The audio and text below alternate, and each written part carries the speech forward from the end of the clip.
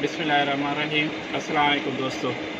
जी तो मैं फार्मूलो ठाहे रहियो आहियां असल जनरल स्टोर ग़रीबाबाद में जो मुझो पांजी शॉप है केडी मार आहियां मां तव्हां सां ॻाल्हाए रहियो आहियां। ऐं असां फार्मूलो एक्नी वाइटनिंग ऐं शाइनिंग शाइन जे लाइ फार्मूलो ठाहींदो आहियां जेको 700 खां वठी 2500 ताईं आहे 3500 ताईं आहे। जंहिं बि दोस्त खे फार्मूलो तैयार करणो हुजे दाणनि जे लाइ रंग सफ़ा करण जे लाइ ऐं शाइन जे लाइ गारंटी सां 100% गारंटी ॾींदा रिज़ल्ट न अचे वापसी आहे। ही मां के दोस्त जो फार्मूलो तैयार करे रहियो आहियां 900 वारो फार्मूलो आहे। ॾेखारे फार्मूले में हे ॾिसो दोस्तों मां मिक्सिंग करे रहियो आहियां फार्मूलो। उन खां अलावा मां ही मूं वटि सॼो आइटम आहे। मेकअप आहे मेट्रो जी सुर्खी आहे ही सॼो आहे मेट्रो जी कंहिंखे बि सुर्खी खपे कंहिं दोस्त खे खपे त मेकअप सॼो आहे मूं वटि शादीअ जो। उन खां पोइ जेको आहे मेट्रो जी लिपस्टिक आहे सॼी जहिड़ो बि नाखून पॉलिश खपे लिपस्टिक खपे तव्हांखे सभु मिली वेंदी। फेस वॉश खपे परफ्यूम खपे तव्हांखे परफ्यूम बि इम्पोर्टेड ॿाहिरों मिली वेंदा ऐं फेस वॉश बि सभु मिली वेंदा तव्हांखे।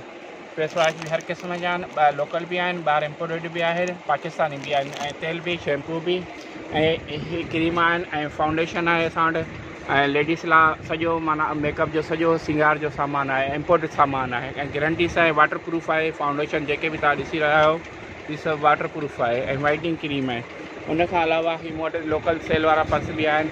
ये 400 रुपये वारा जहिड़ो बि पर्स आहे ही 400 रुपये वारो आहे।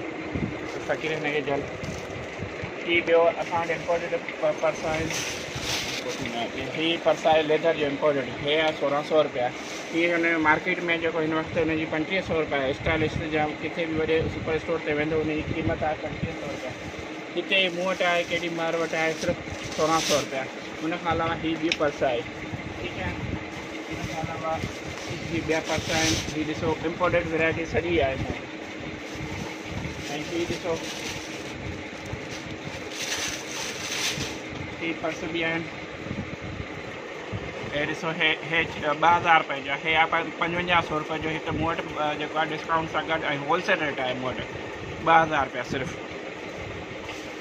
हुन खां अलावा शाइनिंग में मोन लाइट में खपे तव्हांखे मोन लाइट में बि मिलंदो। ही मोन लाइट आहे अहिड़ी दुल्हन जे हिसाब सां ही मोन लाइट आहे। हिन में बि काफ़ी माना कलर आहिनि डिज़ाइन आहिनि मोन लाइट में। तव्हांखे हिकु सैंपल वैराइटी ॾेखारे रहियो आहे ठीकु आहे। उन खां पोइ हथ वारा पर्स खपनि दुल्हन जे लाइ ही दुल्हन जे लाइ हथ वारा पर्स ही ॾिसो हथ वारा पर्स जंहिंखे बि जहिड़ो बि कलर खपे शरारे जे हिसाब सां क्वार जे हिसाब सां तव्हांखे शरारो जहिड़ो बि क्वार जो हूंदो तव्हांखे मिली वेंदो। उन खां अलावा तव्हांखे जेको रूम स्प्रे मिलंदो मेकअप सॼो मिलंदो ऐं मेकअप मूं वटि जेको आहे तमामु इम्पोर्टेड बि आहे ऐं कंपनी जा आइटम बि आहिनि। क्रिस्टल मेकअप आहे सॼो मूं वटि मस्कारो आहे फाउंडेशन आहे आईलाइनर आहे लूज़ पाउडर आहे ऐं प्राइमर आहे।